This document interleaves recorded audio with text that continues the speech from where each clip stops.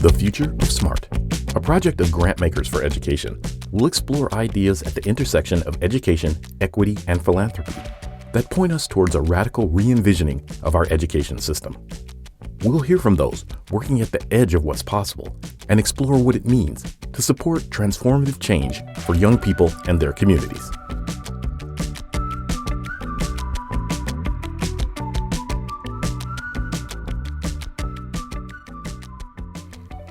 Hello, everyone, and welcome to the Future of Smart podcast, a project of Grantmakers for Education. My name is Ulcca Joshi Hansen. I'm Chief Program Officer of Grantmakers for Education, author of the book The Future of Smart, and your host.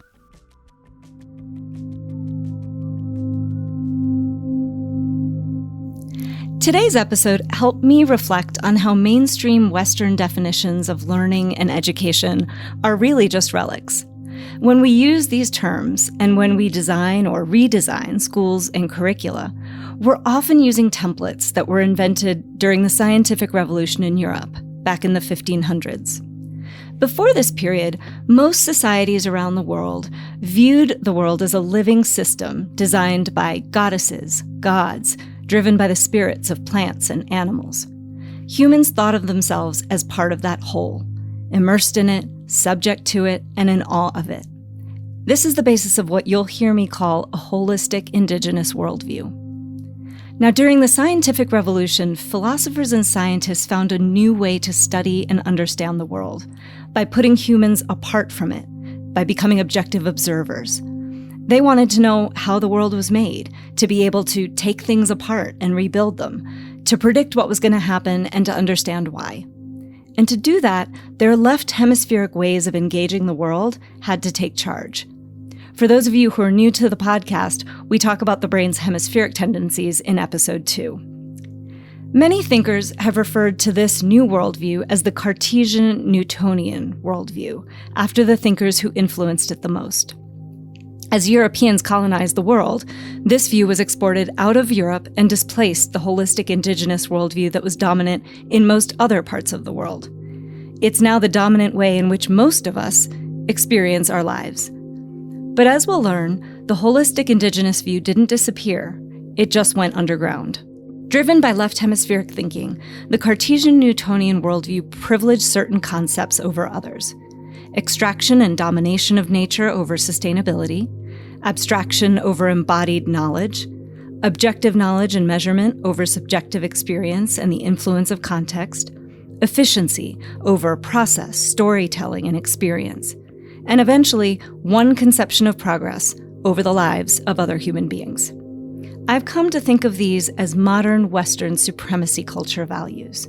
The Cartesian Newtonian worldview brought us the conventional factory model of education, which views learning as linear and structured, and neglects other forms of knowing and intelligence that humans are capable of. It standardizes people and labels and stigmatizes the ones who don't fit. Many students get left behind in this system, and in fact, that's exactly what the system was designed to do: shape learners according to strict priorities, rank and sort them.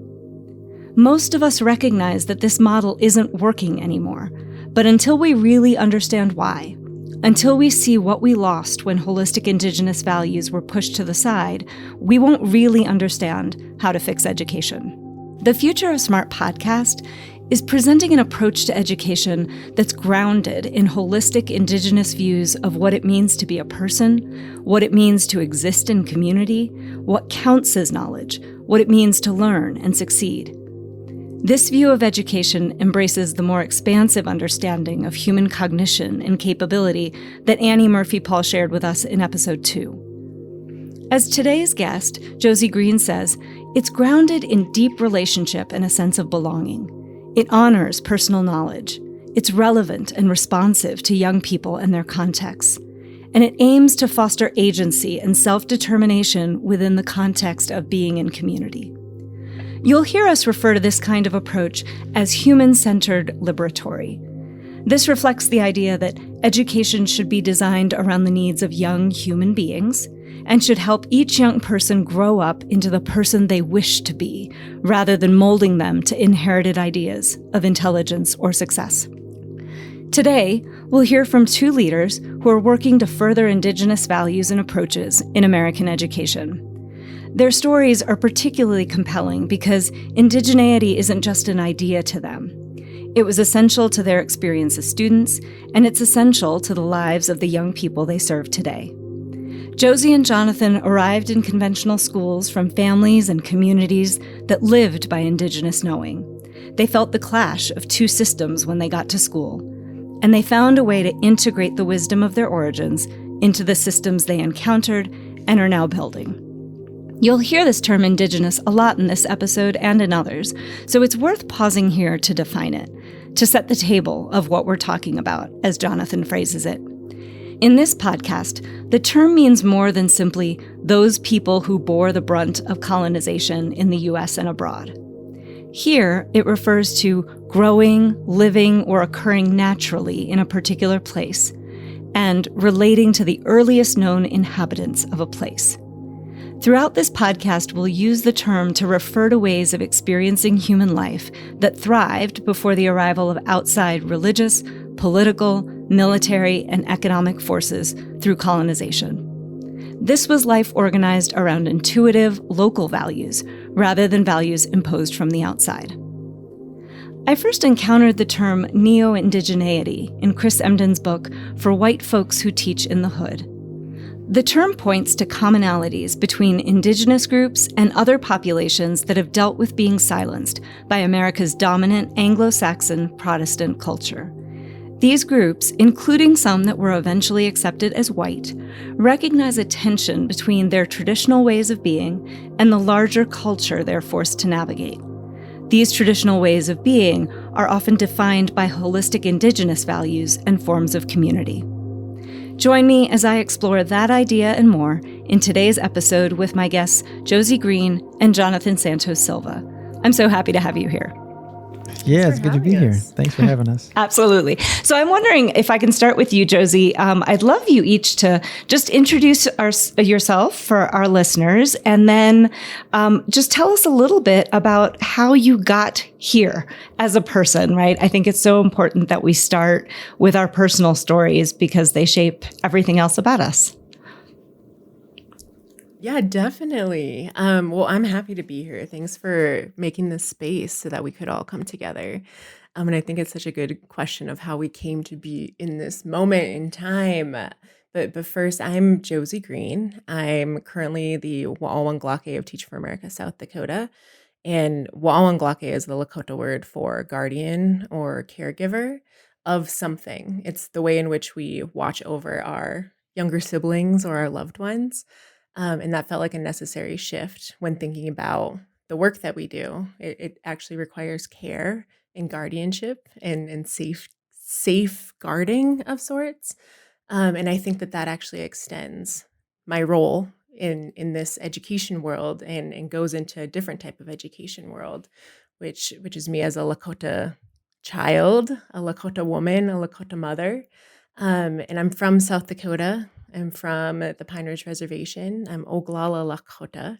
And I think my education journey started very much in my family and in the ways that I was raised.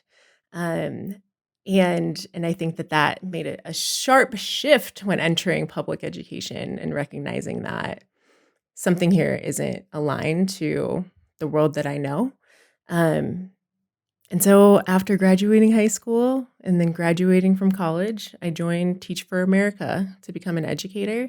And I taught in the Rosebud Reservation, 2nd and 3rd grades. And I think that journey of learning and unlearning continued and have made my way here to now being Wa'awanghlake of Teach for America, South Dakota. Great. And just, you have kids of your own? How old are they? And are they in school? I do.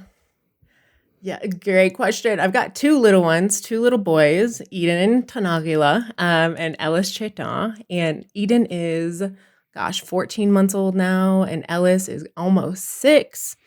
So he's kindergarten age, but we are home educating. And his poor little fish just died this morning. And so that is the learning experience that we're on. We're like, what is happening? What is happening in the world of being 5? But they are our guiding lights and recalibrating little people's to what we're doing. Great to have you here. Jonathan, Thank you. great to be with you today. Yes. Oh my goodness. My name is Jonathan Santos Silva, and I am the founder of the Liber Institute, an organization that works to embolden and equip Indigenous young people, families, and educators to transform their schools. And I get there a very circuitous route. I am I'm the first generation American-born child of Cape Verdean immigrants. We were talking about that before we came on air. We just lost my uncle, and just getting back together and doing all the things that we do. I was like just really grounded and reminded of what I come from, family and faith and all of these things that are so important to us. And we were raised, with a strong sense of a gratitude for opportunity. My grandfather moved his family here to escape war. And so the opportunities to work, the opportunities to get education were really very, they were paramount in our house, And so even when doing work that your parents can't help you with, you're like, Mom, how do I do this? I don't know, but you better figure it out. That's the mindset. You're going to get this work done because, a lot of people sacrifice for you to be here. And so that's a part of who I am. Similar to Josie, went off to college. For me, it was a foregone conclusion. I don't think I knew what college really was. I didn't know, I didn't know what made a good one. I just knew I was going to one. That was it was messaged. So I went off to college, and I think got caught away in a current, trying to be successful without really understanding what success meant for me, but wanted to be able to take care of family the way that family had taken care of me. And then kind of non-traditionally, 5 years out of undergrad, learned about Teach for America, and kind of in that place of being like, well, is this what I'm supposed to do forever? I'm not happy doing this. Is this what I'm supposed to be doing, working in business? I joined Teach for America and was placed in South Dakota on the Pine Ridge Reservation, teaching high school math and then ACT prep.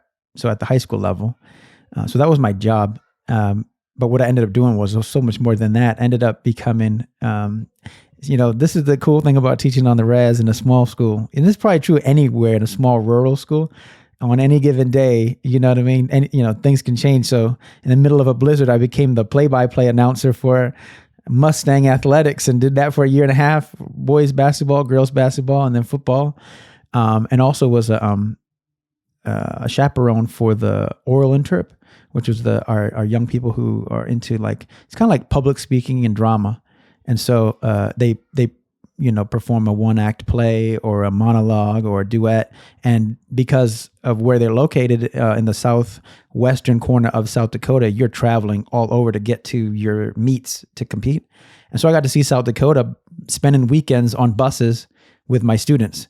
And so between traveling with them for oral interp and traveling with them for basketball and football, that's really where I became, I think, part of the community and getting to know who my kids were and who their families were and what's important to them. And so that was really, that I did end up getting a degree after, but my real master's degree came from, teaching on the res. So that's how I ended up here. There's probably not another way that a kid from a small city in Brockton, Massachusetts ends up in South Dakota on the res teaching or doing anything but for Teach for America. And then that is what, ignited the passion to not only just be really grateful for what I was able to do and experience while I was there, but to then pay it forward and start the Liber Institute. And so the long story short is that we focus on working with leaders, identifying folks who already are passionate leaders in their communities, but whether it's networks or connections or resources, identifying what they need to have access to and providing support and training so that they can transform their schools. We'll get into this later, but no schools in America really were designed for young people from whether from Indigenous communities, from Black communities, not even for girls really. So to help people identify their power and ability to reimagine schools for the first time that reflect them and their values and are made for them is somewhat of a revolutionary act. And so that's what we do. That's what we try to be about anyway. So I'm also first generation American. My parents and my family are Indian by origin. I was born in New Jersey after my parents immigrated. I grew up in Tanzania with family, and then I came back. And I've spent a lot of time living in and going to school in other cultures. So there are elements of that story across all of us in terms of what it is to be raised by parents and inside of families that have one culture, to be navigating a dominant culture, and specifically America's dominant culture, and then to have access in really different ways to other contexts. I think it gives us a really unique and interesting perspective on the kind of water that we live inside of, because we're constantly navigating multiple spaces and multiple worldviews. So I'm curious, what have you both noticed about the kinds of tensions you navigated growing up? Like what you had to do when you went into schools or when you went out into the broader community versus who you got to be when you were at home and inside of your families? As I alluded to, my father's family immigrated here from Cape Verde Islands off of the west coast of Africa, like west of Senegal, if you look at a map. And they are a people wholly born out of slavery. There was nobody living there. They were forced out of the mainland. That was a way station to the Americas to complete the Middle Passage or whatever. So it's like a real hodgepodge of culture.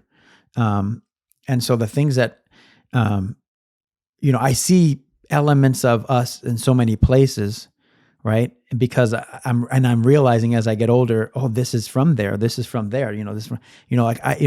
I grew up, Cape Verdeans are Portuguese and West African. That's what I was taught. Then my father's doing the DNA and we're like, where did this Italian come from? We don't have any Portuguese. What is going on? We have Jewish and we have all this stuff, that we're learning. And so, but when you're 6, 7, 8, walking to school, you don't know any of that because it is what it is. It's just normal. It's home. It's the smell of food. It's the sound of music. It's the sound of voices and singing. It's the laughter. It's the loud voices. It's all the things that are natural. And so at first, when you framed the question, I'm like, yeah, it was just normal. We went to school, and then I realized though that there was this kind of threshold crossing. That when you got to school, then you just I don't know how I learned it, but it was like you pick up on the subtle messages that's not how things happen here. You don't just get to talk out of, like, it is not a thing in my family to just like start, talk over somebody. And it's not that you're disrespecting them or whatever they're saying. It's so exciting. You connect to it and just, oh yeah, just start jumping in and like nobody takes offense to it. That doesn't work at school. Not in a traditional setting anyway. Not a traditional public school doesn't work. Raise your hand anyway. I remember I do remember at kindergarten, like sitting around almost, wetting my pants because you don't wait and ask to go to bed. You just go. And like this whole, there were so many things I hadn't get used to, and so I do think that like, it's not, I hadn't thought about it until you asked the question, but it was such a normal thing for me. And we grew up in a multi, ethnic, so Cape Verdeans, Haitians, Portuguese kids, Irish kids from everywhere. So my guess is that many of my friends were doing that as Hmong kids, from China. So people are probably there. We're all doing it at the same time, but slightly differently. And so, in some ways, that was normal. We were all doing it our own way from different foundations, and so. I think that, and if anything, that's the training ground for who I would become as an adult, right? Like as a non-native man doing work in native communities, I am also walking across a threshold, right? And I had to learn a new way of engaging. It was much more comfortable and much more familiar. There were many more similarities, I would say, than in K-12, but it was a transition nonetheless. And so I find that like that, which was probably hard, but I guess because we're young and our minds are so malleable and, we're just making meaning. Okay, we just don't do that here. Okay. Oh, that's what we do here. You're doing that without thinking about it. But as an adult now, I can appreciate the way that I make some of these transitions and moves from like where if I'm hanging out with just Josie and Sage and Sarah and Rosemary, my board, at Library Institute, there's a way I show up that is slightly different than earlier today when I was on with a philanthropist, and I was like, okay, trying to fill him out, right? I'm going back to school. We don't do this. We don't do that. So yeah, I don't know if I really answered the question, but it's just a thought-provoking question, Yeah, no, Jonathan, I'm sitting with both the imagery of walking over a threshold and like taking the journey from being in like a safe haven of normalcy, and then like walking to school and slowly shedding parts of who you are, who we are, and then crossing into this other world. And I think for me, that just resonates so much because I think of the environment at home being that of trust. And I forgot to mention that I'm also biracial. My father was a first generation Italian immigrant. And so I come from this household of deeply rooted origin stories of we come from this land. And on my father's side, he journeyed to this land. And I think our household honored both of those stories, both of those journeys and ways of being. And what it resulted in was just like the utmost trust in who every individual was in our household. Like I always remember, because I hear it almost on the daily, my mother and my father reminding us that we know you know who you are. In the face of any adversity or some kind of small scuffle, like, I don't know what I'm doing here, or I'm complaining about this thing that happened, I was always met with, you know who you are. It is not the responsibility of other people to be telling you who you are, but that is what they're going to do because they're going to try to shape you. But at your core, there's a knowing that you have, and no one can take that from you. And so I think we carried that to school. And at the same time, the threats were so pervasive that there was such a lack of trust in our own knowing, because it is just a different environment. You're actually not a full human being. You are not whole. You may not actually belong in this space, but you will be made to belong. And at the root of that is like a distrust in who you are as a person. And I think that's like been the biggest transition for me when I think about that doesn't just exist in schools, it exists in so many other places. But I think it's just the biggest difference all around is this lack of trust in humans, just knowing and already being full. That resonates with me too. And it makes me think of why we home educate. I didn't mention that we have 4 kids. I have an awesome wife who's a special educator by trade. And then we have 8, a 6, a 4, and a 2-year-old. And we home educate. And it's not because I believe I can keep them safe from everything out there or protect them from everything, but that I believe that I can, I trust my and my wife's ability to guide and help our children make meaning more than I do their ability to like withstand 6 or 7 or 8 hours of this and then come home. I just know that there were things that happened to me at school that I never told my parents about. And not because I was afraid to tell my parents. It just like, I think, as I look back, I internalized that home was one place and school was another. And there were certain things that were important to go back and other things you just deal with it. And so like I tell my mom now, she's like, what? I would have been at that school. And I'm like, yeah, maybe little me knew that. And I didn't know if that was okay. And so I didn't tell anyone. I didn't say anything. And so I don't want my kids to have that. And so that's a big part of it. They can never say they didn't have a black male teacher because they have their dad. We can't say they never had an Asian woman teacher because they have their mom. They see themselves at school or in learning. We won't call it school, but they were playing Pokemon today with all their friends from the pod. So, you know what I mean? So it's very not school, but it's our way of introducing them to the world at a pace that we think that, we're okay with and we can support them through and we can help them make meaning when they ask questions.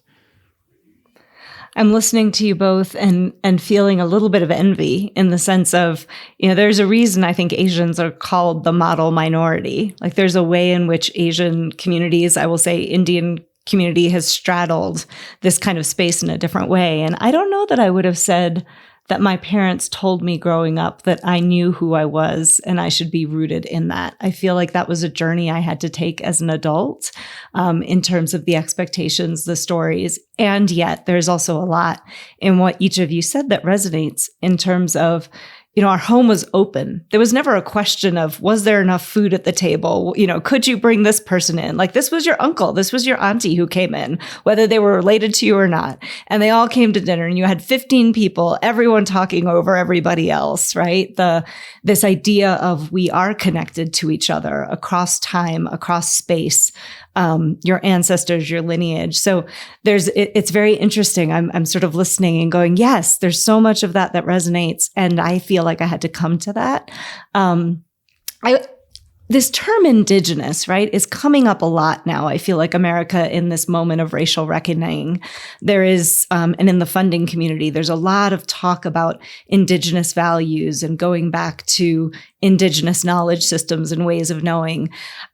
I want to ask each of you, and Josie, I'll ask you first, and then Jonathan, I'll ask you, because I know you and I have talked about neo-indigeneity, this concept of neo-indigeneity.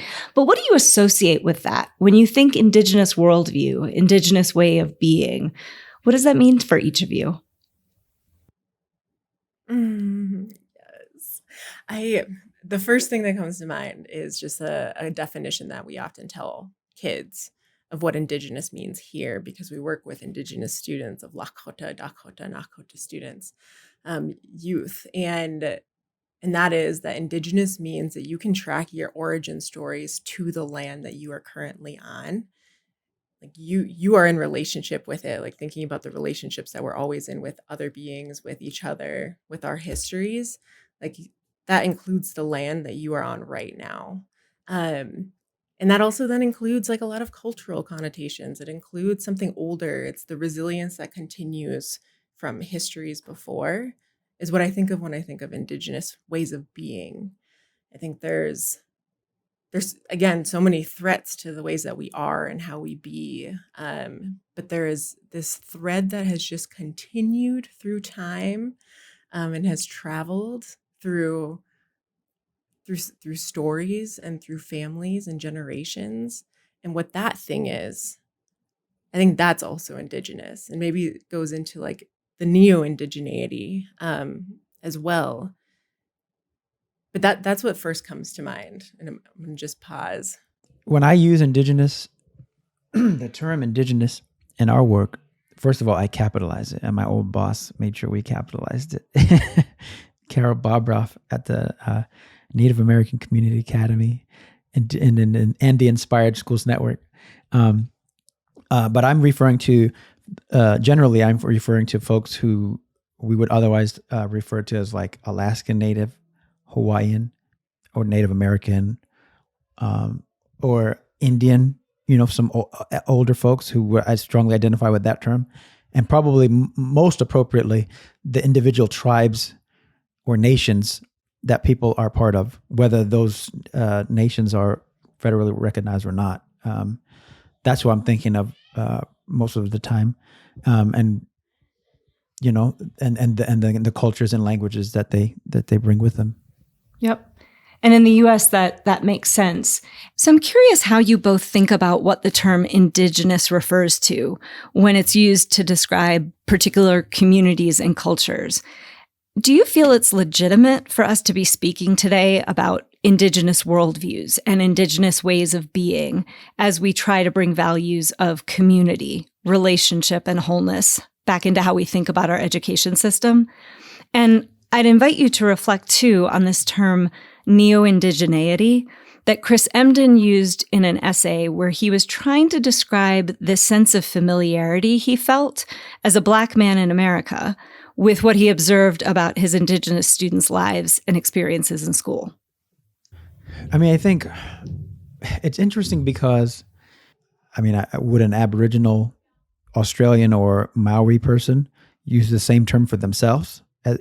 So we, on one hand, it's like, is Indigenous, can we just, like I said, I use it to speak about folks who are Indigenous here because I'm in the United States and I'm talking about like quote, whatever, American children or whatever, right? And some people might not like me calling Native kids American because they're members of their nation. But for lack of a better term, I'm talking about that because of the geography and where I'm at. But in some sense, Indigenous is much bigger than that, right? Like, I didn't include First Nations Canadian folks, but are they not Indigenous? Are not, like I said, Maori and Aboriginal people? So I think it's a good term. I just think you have to be, careful to, not you, I mean us as speakers or storytellers, we just be careful to set the table of where we're talking about, because, you know what I mean? And then I think that, because it's a helpful term, it differentiates, my students that I taught from me as an immigrant, right? So it is important, right? Not to other, but more just to contextualize and add, depth to our stories. In and of itself, it doesn't say much, but in totality, with other parts of who you're, a woman, part of the LGBT community, child, mother, what all these, then it becomes meaningful, because again, and then I would say we go to Africa. Are they not Indigenous? There are a lot of non-Indigenous people that are there to occupy land. So how do you differentiate, right? So I think it is a powerful term, and I think it has value, but like with any other terminology, we just have to be careful to set the table or the container that we're in so that people know what I mean, that I'm not trying to be exclusionary or anything. It's just in this context, in the United States, this is what I'm talking about. No, I appreciate the set the table, because I think that's maybe was some of the words I was looking for in like really clearly identifying if there's a who we're talking about, and there's that additional layer of like an Indigenous worldview.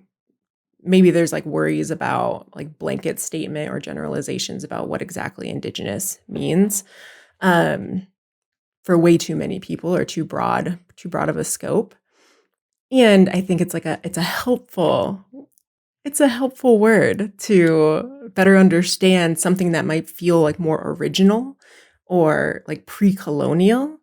And I'm going to this worldview question that you mentioned, Josie. So when people talk about an Indigenous worldview, maybe as compared to a more modern Western view of the world, like what is it that people are trying to point to with that terminology of Indigenous worldview? Either ways of being or understanding ourselves, or understanding what it is to know, or our relationships, you said, with the land or with other people. Like, I'm just curious, like what comes to mind for both of you that people are trying to point at, even if sometimes inelegantly? When I'm thinking about returning to or reclaiming or whatever an Indigenous worldview, it is, to me, it's about getting back to something, right? It's this idea of whatever, like the myth of whiteness. First of all, let's just dispel that, right? Because what is white culture? Where's the essence of white culture? Is it somewhere in the mountains of Caucasus that this is where all the white people came with their white music and white relationship? It's not real. It's not real. So what we actually are talking about, I think, or I am talking, let me speak for myself. What I am talking about is like really moving away from what is a Western dominant or a white dominant, this Eurocentric worldview that in many ways is not very cultural, for lack of a better term. It's not very, there's not a real unifying, you know what I mean? Like when I know this is going to be really rambling, but I apologize in advance. When I got to the res, what struck me differently probably than the other folks in my cohort, I was one of two black men actually, was that I was in a completely new place. I had never seen land like this openness and all. There's all these ways that my brain was firing, like this is different. You're learning again.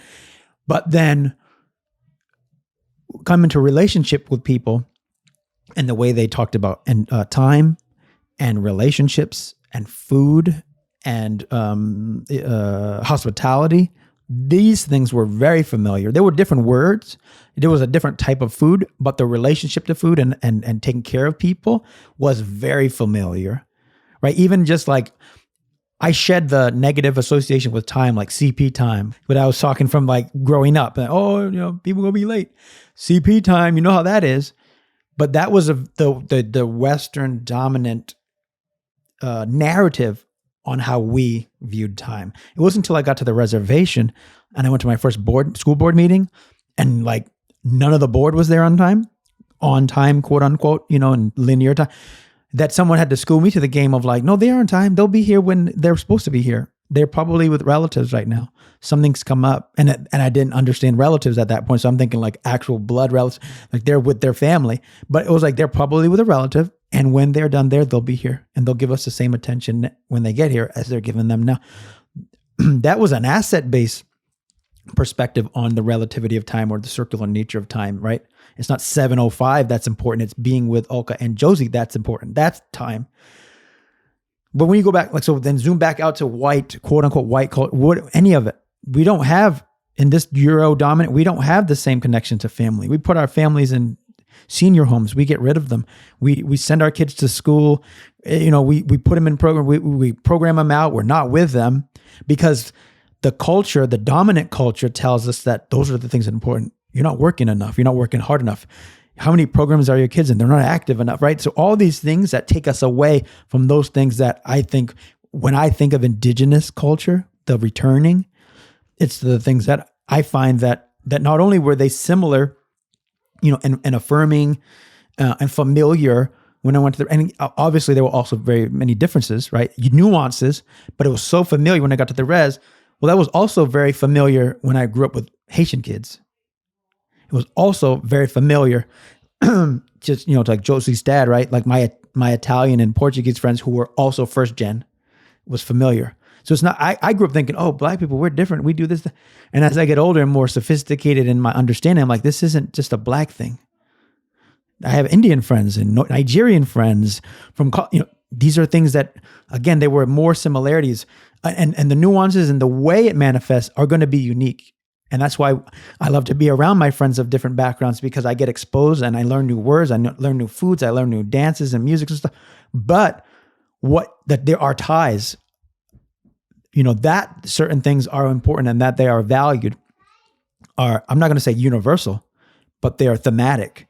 And I think that when I hear you say, talk about or reference an Indigenous worldview, that's what I'm thinking of. Those things that, whether they're native to North America, or like, when I watch Frozen 2, they're native to Europe, or like my father and they're native to Africa, that there are just certain things, right, that are the building blocks of all of those cultures.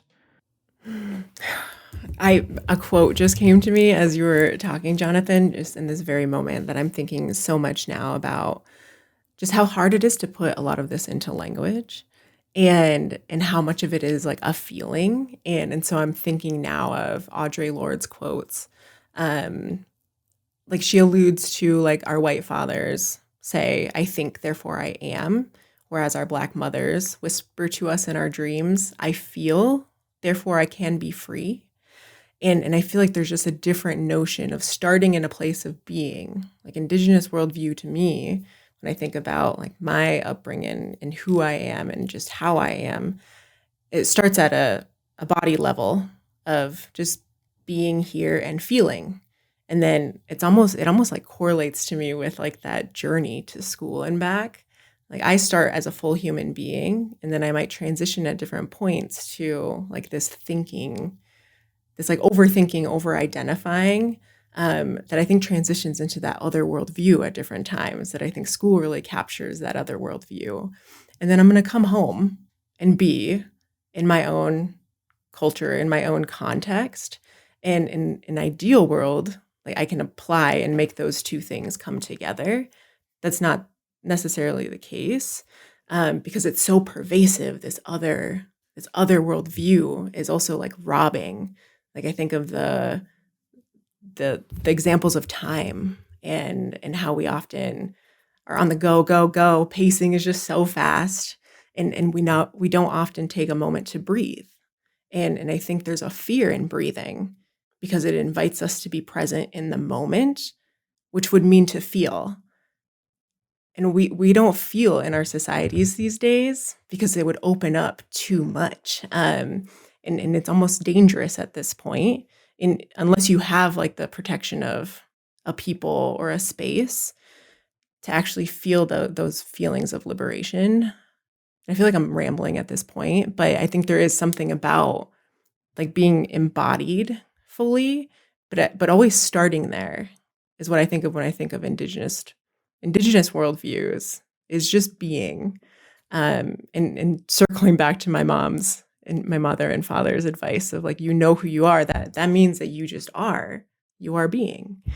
And over identifying and trying to compartmentalize is such a disassociated notion if we stay there too long. So let's dive a bit more deeply into education. How do you think our ideas about the purpose of education, who kids are, what success means, differ when we approach them through an Indigenous understanding of the world versus what we see in our conventional education systems? Well, the one thing I'll say right off the bat, like regardless of the definition, I think one of the harmful ideas about those three, learning, school, education in the United States anyway, maybe in other parts of the world too, I'm very limited in my perspective, is that we use them as synonyms sometimes, and they're not always the same thing. It's not, education to me is a positive term. It has, to me, it has if words have charges, then it's a positive emotional charge. I feel good education, and that is whether it's having this conversation with you two and walking away smarter and better because of it. That's to me education, or reading something, education. I do Spanish on Duolingo, and I'm actually better at Spanish now than I ever was in school. That's a whole nother thing, but that's education, right? It's the growth. To me, it's like if my creator, if he's a creator and I'm a piece of clay, it's this constant refinement. And one day I will be done, and then I'll be done. I'll be done. But like in the meantime, it's smoothing and refinement, and it's getting better every time. That's education. It's getting better. Is getting smarter, learning a language, learning math, learning to read, learning to write, telling a story. Education is not always just passive reception. It's what are you creating, right? That's what it's a big part of why we do. I don't say we homeschool anymore. I'm intentional to say we home educate, because number one, we're not trying to do school. We don't have periods. We're not making them do it at a certain time. But also, I hope someone goes, what does that mean? Why do you say home education? Now we can have a conversation. A lot of times when we use words and we all assume we know, then we're worse for it because we don't do the table setting. So that's the first part. It's just, and I'll stop because I don't necessarily have a definition yet. But it's just that I think we do a lot of harm, and I know you weren't saying this, but I think in the broader conversation, we do harm because we use those words interchangeably, and all those positive charges that I just associate with education, I don't always associate with school. I don't. People say school is education is a tool, school is a tool, whatever. Yeah, and sometimes if you wield a tool, it can be a weapon, and let's not forget that history of how schooling has been used against certain people in this country, and not just historically, right? Because there are people alive today who graduated or came out of boarding schools. There are people alive today who were in segregated schools in the South.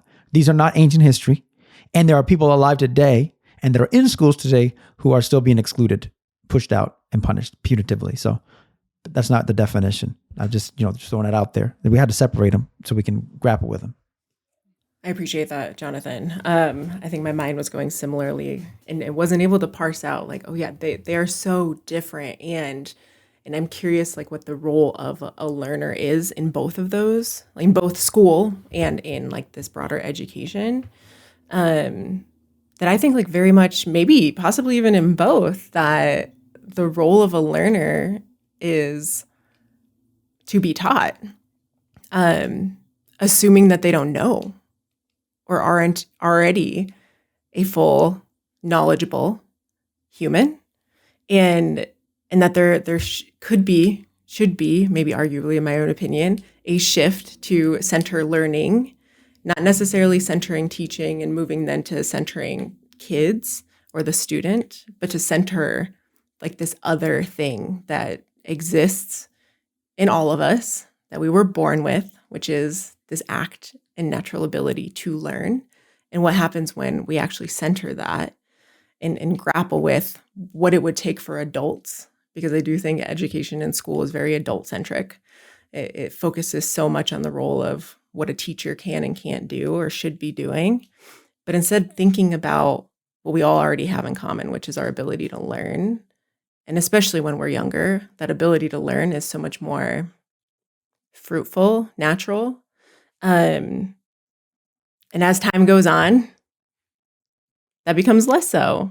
It becomes more narrow and less focused on individuals and community or Oyate's purposes, and more so on a narrative that, yeah, we're supposed to be doing and being and feeling a certain thing towards some kind of society's notions of what things are supposed to look like. So I'm curious how that plays out in both of your work. So how are you trying to make this new way of doing and being education alive in the work that you're doing? And we've done a lot of conversations with our community and elders and kids, and what surfaced was a lot of what we're talking about right now, that there are 3 things that come to the surface: learning that is relevant, that is responsive to individuals' lived lives, and acknowledges their self-knowledge. And then there's wholeness and belonging, like these healthy relationships that are supportive and are adaptive to the needs of individuals and their communities. And then the last is self-determination, which is defined by the community as actually applying your learning to your lived life as an individual and again as a community. And those 3 things aren't focused on one particular group of people. That is across the board the 3 things that we're focusing on when we're developing teachers, when they're working with kids, and when we're working with families. That those are the 3 things that it just looks a little different in the ways that we engage folks. And so when I think about working with our teachers, there's a lot of unlearning that has to happen. There's a lot of peeling back layers and walking back to ourselves and surfacing or unearthing our dignity. And the ways in which my mother said, you know who you are. There's a lot of that with our teachers, is you actually do know who you are. Let's spend time thinking about who that person is, what is underneath all of these layers. Let's stop removing all the layers to come to this place, because our kids need us to hold them and lift them up as they are. They don't need to be told to be anything else other than who they are. And we have like a commitment to making sure that they are strong and can live in the present, because their futures are absolutely not promised. And so we need to be doing something radically different, which is something that has always been done in the past, pre-colonial, which was honoring the beings of our kids. And so we're choosing to do that through our teachers and helping them subordinate teaching to learning and helping them see the light that is already in front of them and within themselves. And it's hard. Even our own team is having to reevaluate the ways in which we operate from a like adult supremacy, in ways that we need to unlearn and think about just who we are. How the best or the shortest path and the most sustainable path to transforming the schools that our kids are served by is to ensure that the leaders of those schools are from that community. They're based there. They share values with the young people and their families. They understand and see those young people differently. And that doesn't mean that there's no place for anybody else. But I just think that if, we import the best principal and he or she runs that school for a while and then leaves, where are we then? So the ideal is that more and more of the leaders are from the community. They're their kids, a few years from now. And so that is so a part of that is a process of supporting educators to learn, unlearn, and learn. Like, what did I go through, or what did my mom go through, my grandma go through, that they taught to me implicitly or explicitly, right? That I need to like kind of process. Not everything that they learned was bad. You know what I mean? Some of the process of going through difficulty helps us to get stronger. So some of the things that may have been imparted may be valuable from your ancestors, right? Even though they went through hard times, but unpacking it and making sure, like, take it out, unfold it. Do I want to take this with me? Yes, I do. And then put it back. And so there's that part. We do that in what we call sacred affinity spaces and stuff, which comes from Farima Poor Khurshid and her research out of some work in the Bay Area about creating sacred affinity spaces for critical educators of color. And so we've taken that and tried to apply it to Native educators as well. Like, how do we create spaces for Native educators to, do some reflection and thought about who am I and who am I becoming? Who do I want to be as an educator? Knowing that I'm not Native. And so how do we help to create the container and then step out of it and then like trust that they're going to, be able to leverage the space, in the ways that are meaningful. Also, it's supporting teachers and educators in the moment, right? In a school, coaching, observing, whether that's in person or virtually using the technology that we have now. And that's really important to me because although I know how important relationships are, and that was a really hard piece for me at the beginning of like, how do we serve in places that if we don't have enough people or if we can't get there? The flip side of that is, well, there are folks all over this country. And so we can't just wait until I have, 1 million people in 1 million little communities, right? Like, and I use this as an example, but there is a community at the near the base of the Grand Canyon. So they have to wait until I can find someone to move down there. No, I think with technology, ideally the Library Institute could serve that community there if they want to partner, right? If they want to. It's not a forced thing, but it's if they want to. And so it's thinking about how do we use technology in meaningful ways to get into schools, to get into classrooms that we might not be able to. Because even on the res, right, even in Pine Ridge is bigger than, I live in Rhode Island now, it's bigger than Rhode Island and Delaware together. So, you know what I mean? To get to, from one side to the other, it's a 3-hour or whatever drive. So does that mean you got to drive 3 hours to see the classroom, spend all day in the school, and then 3 hours home? So how long did you spend in the class? An hour? Right? So it's getting creative about technology so we can support teachers. And again, to what Josie said, in the same idea of the word wakanisha, am I saying it right? Awangwake. No, I'm talking about for the children. I'm sorry. Wakanisha, yes. Yeah. For the children are sacred. Wakan, it's built into the word. Lakota, Dakota, Wakan is sacred, right? And so it's in the word for children that they are sacred. So this idea that they're not empty, they're not, blank, they come with stuff. And so, yes, there are things we want them to pick up, but we're also drawing out of them, right? It's two ways. We're growing with them as well. What's the same thing applies for our teachers. And that's where so maybe it felt like I jumped from virtual, but that's what I'm talking about. So not everything that we want to do with teachers or with educators is about giving them stuff because they're just bad teachers. And if we can just fill them up with good stuff, they'll be better. No, they're already dope.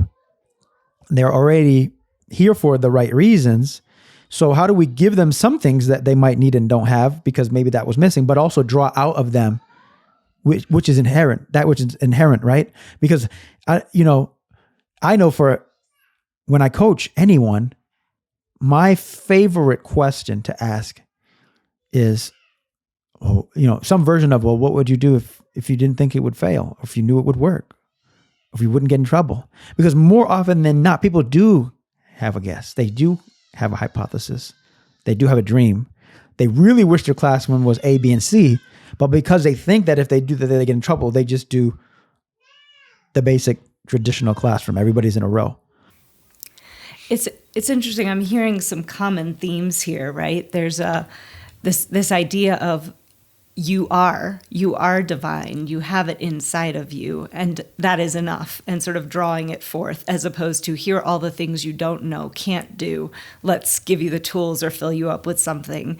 There's this idea of learning things that are relevant to the place that you are in, to the way in which you want to be in that space. And for learning to be that, it's the kind of doing for adults what you then want them to, not even doing, but helping to adults be who you want them to be for their children and who they want their children to be, right? And so many of these things are so different from the kind of modern factory industrial model that people talk about in terms of kids as being blank, and you sort of pour information into them, and it's not an unfolding, it's sort of molding them to be the people that you want them to be.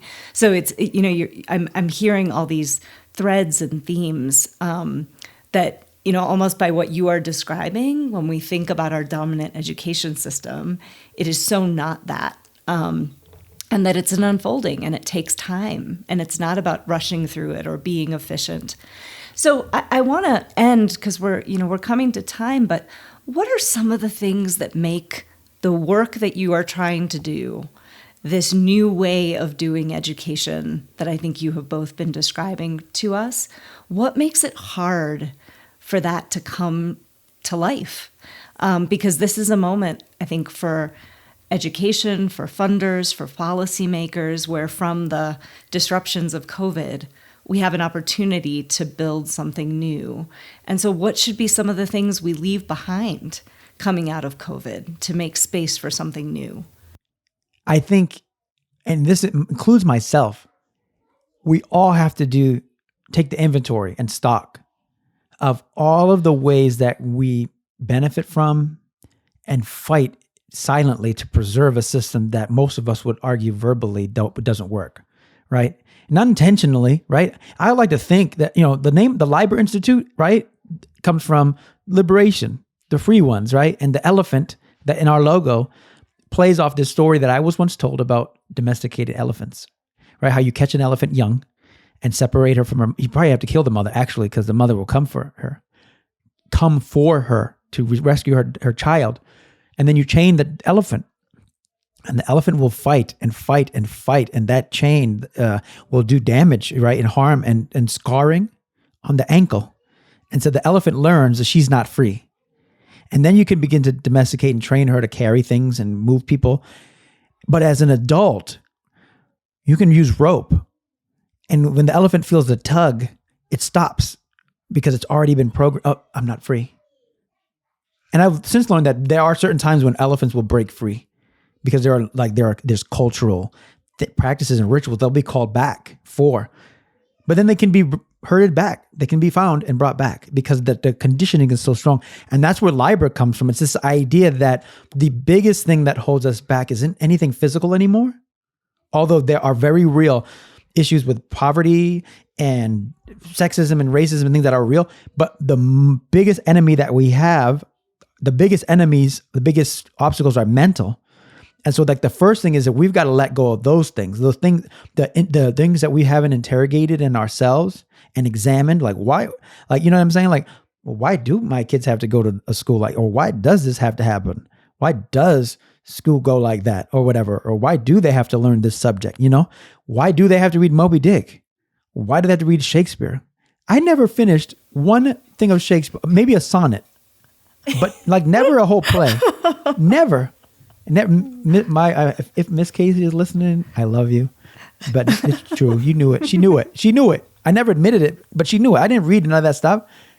I didn't like it, and I'm not saying because I was so woke and black. It wasn't. He was an old white guy, and I just didn't. Romeo and Juliet. I didn't get that. I was like, I ain't killing myself for her. No, ain't going down. It's not happening. But that was just me. That just was me. And so why do kids have to read that? Because you did? I mean, it's almost like some of what we do in school, I hate to say it this way, but it's almost like sadistic, well, I had to go through it. Hey, you're going to go through it. You know what I mean? It's like sometimes in the Black community, I remember before I had kids and people talking about child rearing. And I was like, when I have kids, yeah, they're going to get spanked. We got spanked. And I was like, yeah, we got spanked. And then I had my own kids and I'm like, why? Why would I do that? My parents did what they did because it's what they knew. And they did it better than their parents because they knew more. So I need to do it better. It's not a referendum on my parents or my grandparents not being good, but we have more knowledge. We know more about how kids develop. We know more about who they are. And I think in many ways, like to the earlier part of the conversation, we're returning to knowledge that we probably had before, right? But we're returning to it. So because we know more and know better, we do better. And I think that's the most important thing with school. What pisses me off about this, the broader conversation about school, is that we all know that for 2 years, I have a friend, Anashay Wright, who said, COVID did what education reform couldn't. We've been talking and nibbling around the edges for like 30 years about, I need to do better, close gaps, COVID came in, shut schools down, stop testing, stop teacher evaluation, all these things that like the most liberal and progressive among us have said, like, this doesn't actually lead to kids being better, we're just doing harm. We didn't do jack. COVID came in and shut it all down. The other thing we talked about kids need devices, right? This is the new frontier. Kids need devices and internet, right? That should be a right. Kids should have access. All these schools that couldn't get devices home, couldn't be bothered to invest in them because what if these kids break it? COVID came in, all kids had devices. Kids had internet on the res. Super rural, isolated communities where kids didn't have access to high-speed internet. Like, I'll give you an example. Rosebud Reservation, where Josie talks about teaching, there is a task force there of educators from Todd County and White River and St. Francis, all these. They were going bananas to put internet on buses and vans and station wagons to get internet to kids. They moved hell, the heaven and earth to get kids access. Right? Things that we thought were not possible. But what I think it was is, while everybody was worried, these educators were free. And then they started asking, what would we do if we won't get in trouble? Because nobody's checking. And they made it happen. And what's the first thing that happened? Not on Rosebud, but in certain communities, because that's just an extreme example because of super, rural and isolation. They had to go and do things that probably didn't have to happen in urban areas, right? Because we didn't have to worry about that, right? They were wired already. But like you hear all these communities that are collecting devices back after, at the beginning of the fall, because we're not going back to virtual. What? We just did in 2 years, in less than that, honestly, probably like the first 6 to 8 months or 12 months. We did in 12 months what we dreamed about for like a decade, and you're going to send it back? Well, so they can go get an old hand-me-down textbook that was produced in Texas, so we don't learn about real stuff because, we can't say this in Texas or, whatever. In Florida now, we can't say gay, so we won't have, all this stuff that won't be in a textbook because who gets to choose? Who gets to make the choices? And you just, got everybody free with Wi-Fi and a device, and now you want to take it back. That's more than anything else, those are the things we have to undo and leave behind, right? Like, when an actual natural disaster comes through and busts stuff up, for the most part, we don't go, well, that building just went down in a heap. Let's rebuild it exactly the way it was. No, we go, that didn't work, right? And that's why you see homes in these places on elevated or on platforms and things, because we learn differently. Oh, if we get a flood again, we can't be on we start to do things differently. You're going to have kids sit there and write you a boring essay or something when you could do a live chat on Instagram or have them do some TikTok videos, and make this stuff so much more relevant and connected and more accessible to the youth. You really could democratize learning and education, but that's dangerous. Because then they can teach what they want to teach each other. Now they can say what they want to say and who's in charge, right? That stuff. But the biggest thing, it starts with us as individual adults. Do we actually want something different?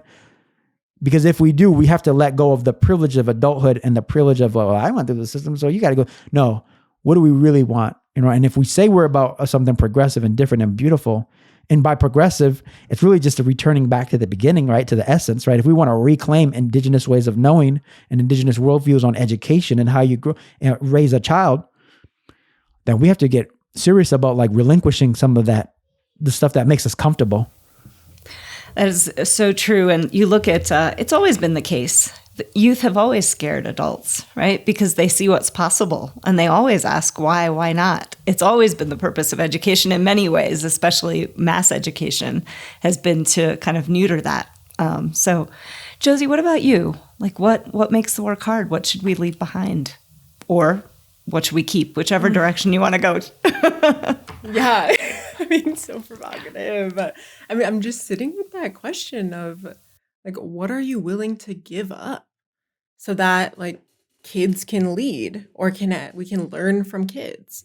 And I think that's to Jonathan's point. There's some comfort that we are not willing to give up.